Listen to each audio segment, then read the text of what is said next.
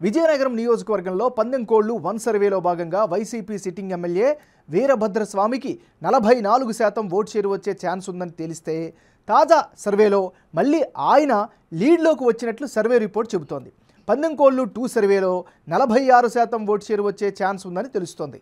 మరోవైపు తెలుగుదేశం పార్టీ అభ్యర్థి అదితి విజయలక్ష్మికి గత సర్వేలో 48% ఓట్ షేరు, తాజా సర్వేలో 3% తగ్గి 45% ఓట్ షేరు వచ్చే ఛాన్స్ ఉన్నట్లుగా తెలుస్తోంది.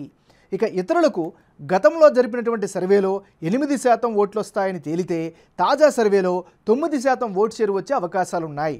అంటే విజయనగరం నియోజకవర్గంలో పందెంకోళ్లు 1, పందెంకోళ్లు 2 సర్వే మధ్య ఓటర్ మూడ్ టోటల్గా చేంజ్ అయ్యింది. గత సర్వేలో టీడీపీ అభ్యర్థికి ఎడ్జ్ కనిపిస్తే తాజా సర్వేలో వైసీపీ అభ్యర్థి సిట్టింగ్ ఎమ్మెల్యే కోలగట్ల వీరభద్రస్వామికి మళ్ళీ ఫామ్లోకి వచ్చేశారు. దీంతో తాజా అంచనాల ప్రకారం విజయనగరంలో వైసీపీ అభ్యర్థికే గెలుపు అవకాశాలు ఉన్నట్లు బిగ్ టీవీ సర్వేలో తెలుస్తోంది. అయితే ఇద్దరి మధ్య కేవలం 1% ఓట్ల తేడా ఉండడంతో పోలింగ్ తేదీ నాటికి ఏదైనా జరగచ్చు.